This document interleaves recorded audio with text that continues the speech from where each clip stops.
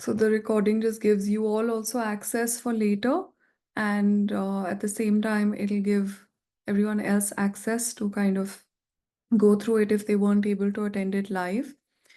So the first thing we're going to do is to think of one happy memory from your life that tops all others. So if you like, you can just take a minute, center yourself, and think of that one happy memory from your life that tops all others. Now, this memory doesn't have to be something recent, it could be way back in your childhood as well. It could also be something recent. But what is it that stands out in comparison to all other happy memories that you can think of?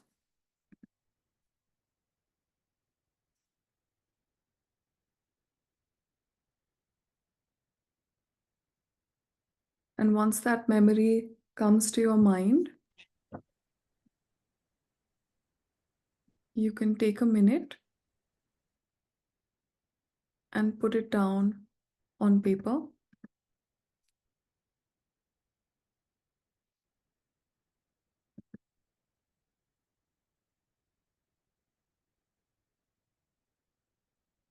And try and think of as many details as you possibly can when it comes to this memory.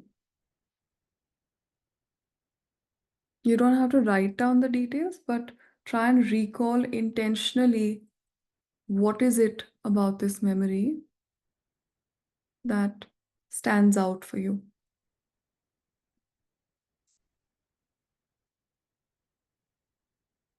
And then we move to the second part. What are some elements from that memory that you can recreate even now? So for many people, the happiest time of their life was when they were in high school.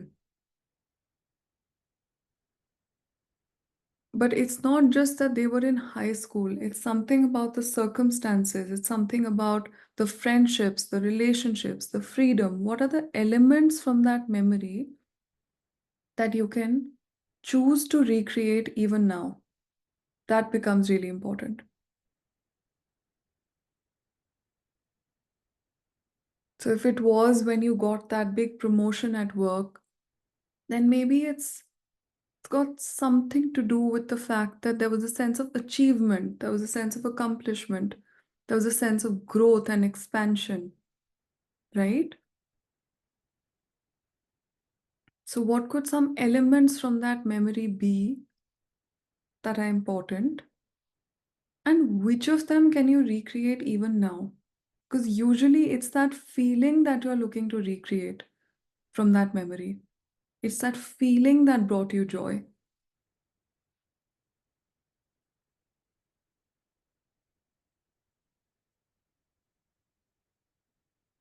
Take a minute to think of what those elements could be and whether you can recreate them even now or not. And sometimes the answer will be no. For many of us, that answer might actually be no. And that's okay. That's something you need to explore for yourself and, think about, okay, why do I think I can't recreate it? Is it because that memory was so circumstantially dependent? And if that exact thing can't be recreated, what is the next best thing that I can do? Right? So just think about this. The next thing is that are there any elements from that memory that stood out for you for reasons you hadn't thought about before? So, what are some of the reasons, like we just explored? If it is that time in high school, maybe you've always known that, yes, I was happiest when I was in high school. But maybe what you hadn't thought about before was the fact that, oh my God, it's because of the depth of the friendships, or it was because of that freedom that I had with me,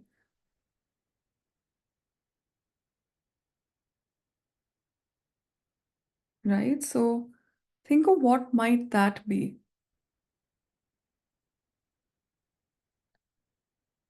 because these reasons have a hidden secret behind them. A secret that if we are able to bring to mind, we can use to recreate a lot more joyous moments in our lives.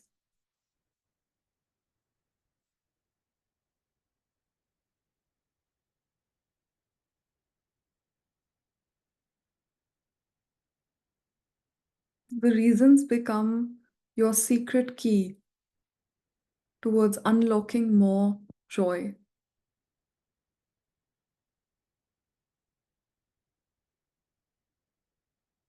And there will be something interesting that comes up out here, for sure.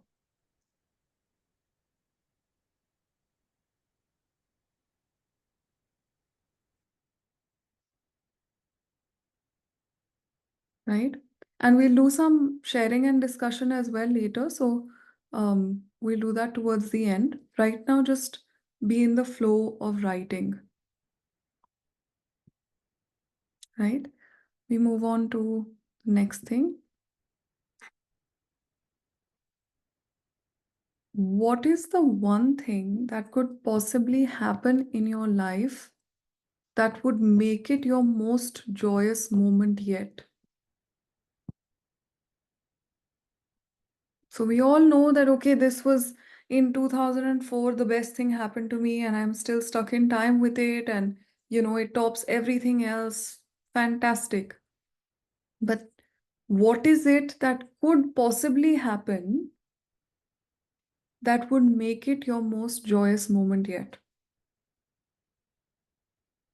This is my favorite question.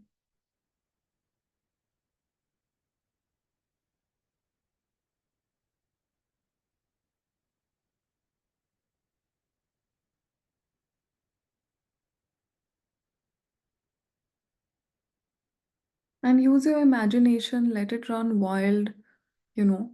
Um, there might be something now that comes up to your mind which is in connection to the already existing happy memory.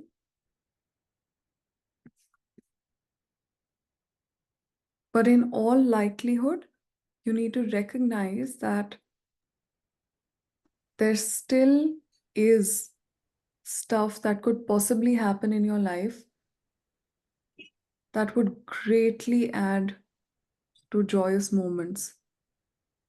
And in your own time later, you can actually write a list of things. Okay, if this happens, yes, it would certainly make um, a really, really, really large set of joyous moments in my life.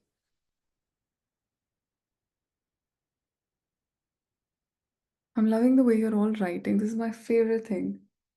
Sitting and making you all write and reflect like this under pressure. Because the golden nuggets that come up through this process are just beautiful. This particular question, when I work with people in my one-on-ones, this question is something that reveals so much about them, about their lives, about their degrees of fulfillment, that I would say it's one of the most significant questions to work with in your own time as well.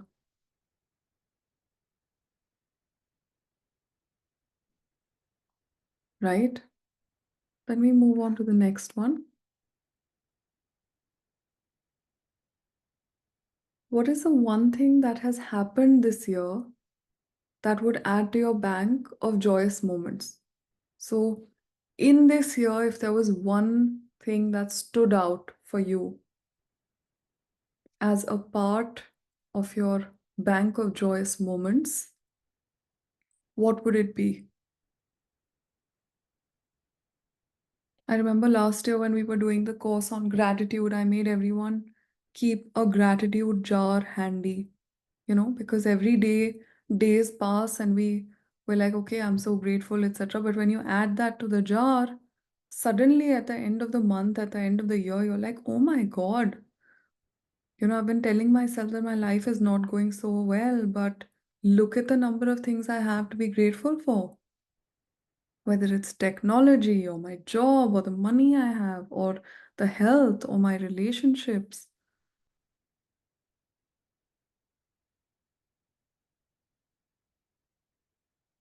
So, this bank of joyous moments is something that you should try and maintain for yourself.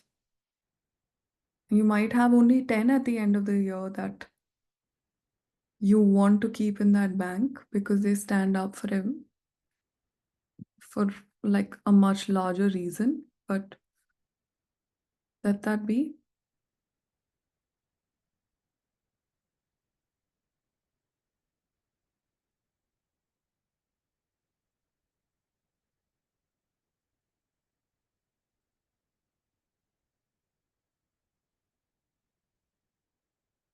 And then we move on to the next one. Think of an element or a symbol that would signify joy for you. And then why did you choose this particular element? So, for example, for some people, every time they see a butterfly, it'll be a sign of good luck, right? Some people will see, when we were kids, there was that bird game we would play that, oh, one for sorrow, two for joy, whatever. I don't even know the rest of the elements of it, but what could be one element or symbol that would signify joy for you? Last year, when we were doing the abundance course, I made everyone purchase the laughing Buddha, the golden laughing Buddha, because it's just such a natural, organic symbol of abundance for everyone that every time they were going off center, every time they would look at that, they would be like, no, there's enough abundance in my life. And I need to reconnect with it. I need to ground myself in that feeling of abundance. So, similarly, what can an element be? Is it that it could be an orange flower, it could be an elephant, it could be, you know, um, a pearl. So the symbol or the element is anything that you define for yourself.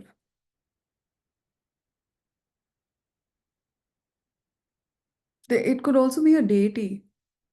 So there's no time in my life that I look at, for example, Lord Jagannath and not feel happy. Like it's a default. That just looking at that symbol makes me feel elated. It represents so much for me. And then think of also why did you choose this particular element? So in my case, because everything good in a lot of ways I attribute to Lord Jagannath, especially my faith, then it's a very natural and organic symbol for me to choose all good and great and beautiful things in my life as representative of um, a certain deity that has blessed me with that grace. I still feel very happy if I'm seeing other symbols too, but this one is the short one. So think of what this might be for you.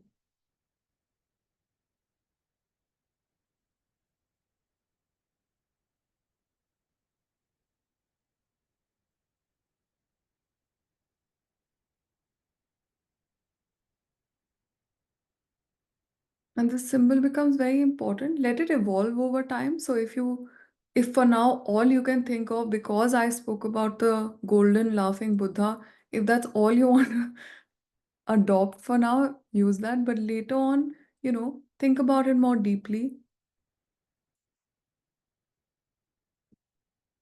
And you can replace it later. This is just something that should feel like it's giving you great abundance and joy.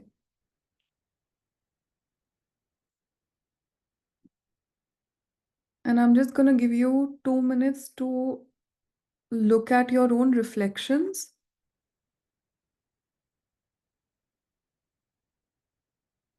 And then there's one more thing that I want you to add to the list.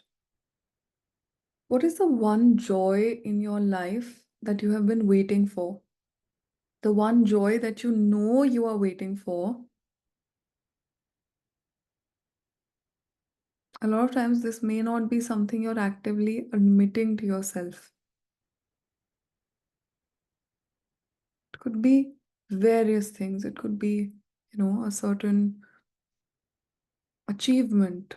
a certain position, a certain materialistic desire that's going to bring you a lot of joy. Something that you're truly, truly longing for. The word I would use here is longing.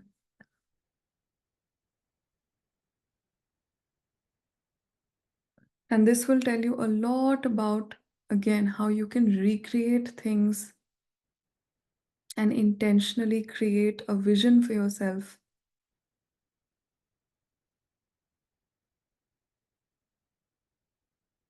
Because somewhere, this one joy that you have been waiting for is also the key to your fulfillment.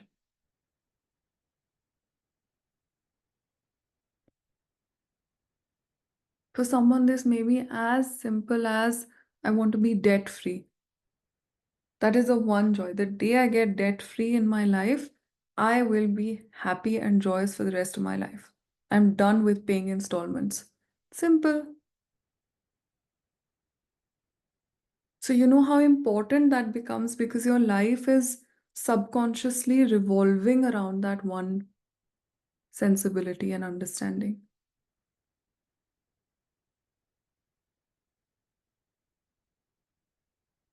So, this is a very important one as well.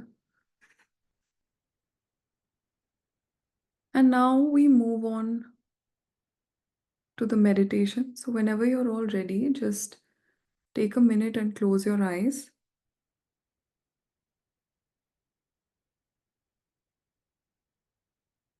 and take in a deep breath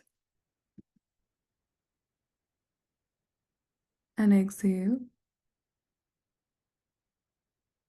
and inhale again and exhale and inhale again and exhale. And very gently, I want you to connect with the base of your spine where the root chakra is located.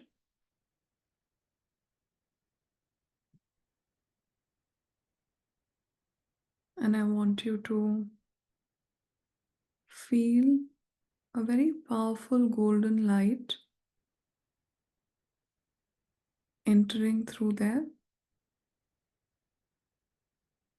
to empower you to create more and more and more moments of joy by building a life of joy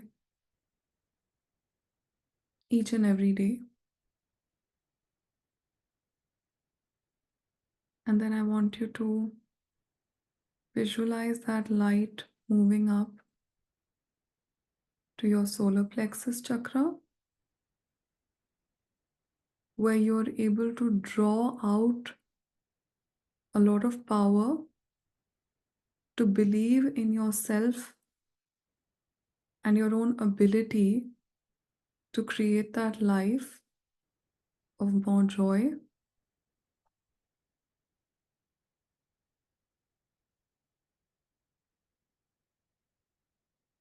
There is usually a lot of shadow around the solar plexus region when it comes to inability to create joy. So we'll clear out any and every element that's stopping you,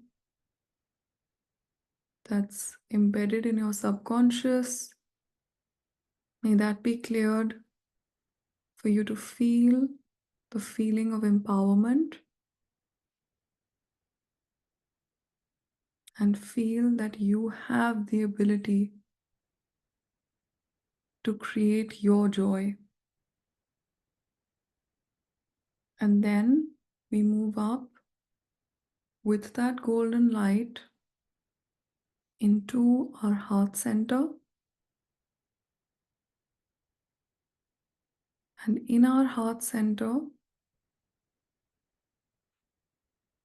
we visualize a beautiful golden flower blooming, and the seeds of the flower falling all around within our heart center sowing the seeds for more joy in the future. And here I want you to take a minute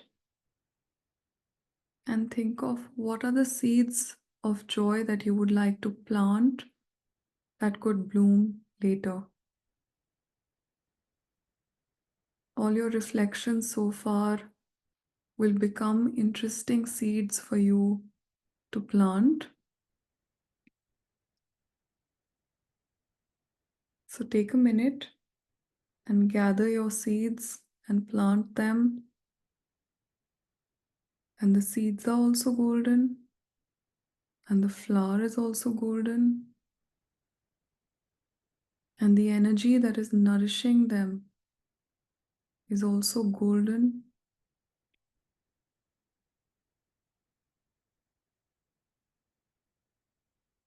And I also want you to take a minute to visualize each of these seeds blooming. For some of you, you might want to plant the seeds as words or intentions, right? So, one of my intentions is for wisdom to bloom in me every single day, every single year.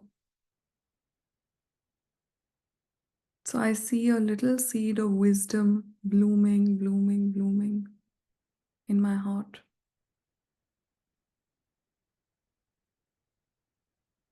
And take a moment for the seeds to be allowed to bathe in golden light. The golden light, which is so imperative to the nourishment of our joy.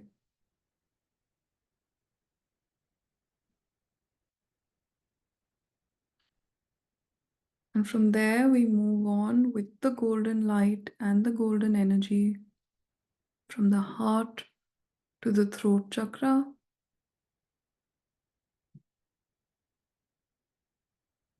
where we express joy in our lives,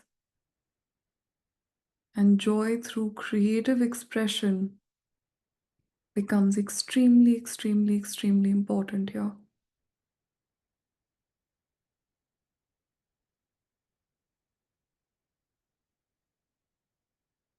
So, what form of creative expression brings you joy? We're all tactile human beings. We all love doing things with our hands. Some of you, this may be gardening. For some of you, it may be painting. I've recently been hooked onto the mandala coloring, you know. And interestingly, on different days, I choose different colors because my expression of joy on different days is different.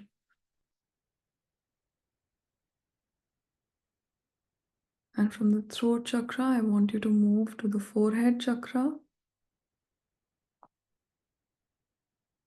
to think of how you can always keep joy consciousness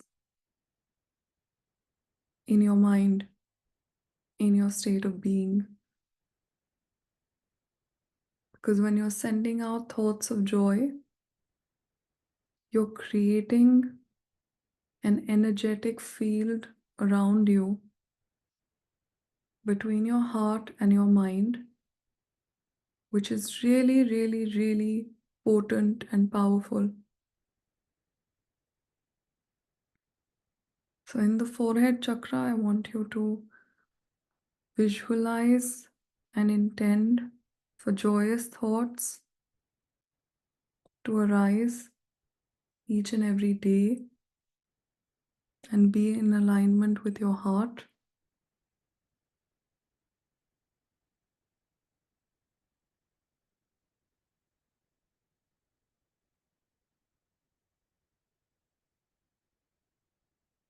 And when you're ready, we move from the forehead chakra to the crown chakra,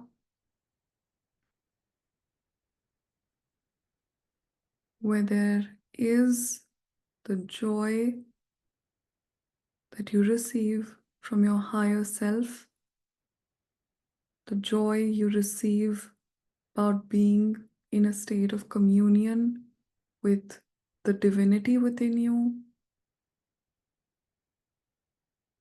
with your angels, with your guides, with your gods, the divine expression in your crown chakra, connecting you with elevated joy that aligns with your purpose in life. Because it is in giving that we receive, and whenever we are wanting to give from a place of intention and purpose, we receive abundantly in the form of deep and lasting joy. So think of how you would like to experience and spread joy through your purpose and through your higher self, and receive the energy from your higher self to be able to do that now and always in full faith. So be it, so be it, so be it. You can gently rub your hands together, put them over your eyes, and open your eyes. And there are two more steps that I would like to share before we share our reflections. What is the one thing about yourself that gives you joy? I want you to make a note of this.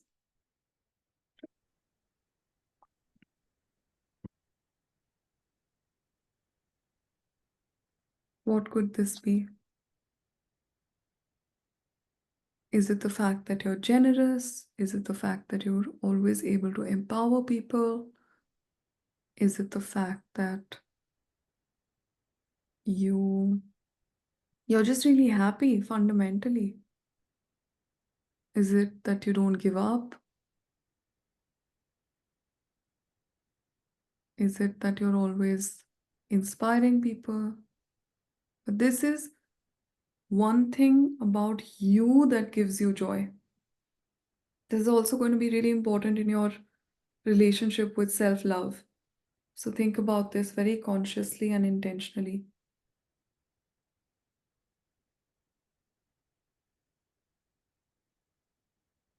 So when someone asks you to praise yourself, this is the one thing that you might mildly want to talk about yourself, but you'll feel a little shy that, oh, so what is the one thing? This is very important. And then we move on to the last piece, which is what is the one thing about yourself that gives others joy?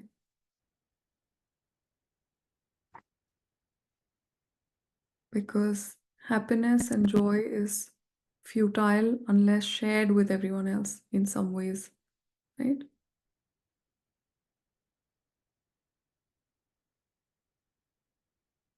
So, what is that one thing about yourself that you think gives others joy?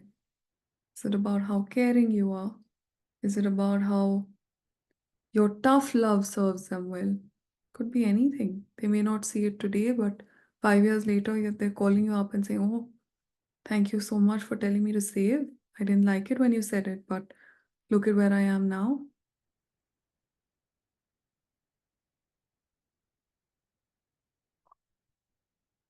And this is something that people will have over time complimented you about as well, no? So it'll be easy for you to reflect on.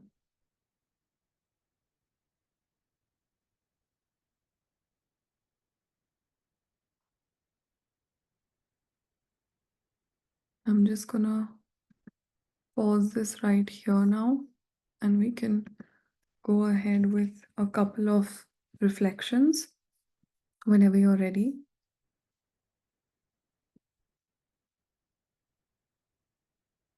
And I'm also gonna pause the recording.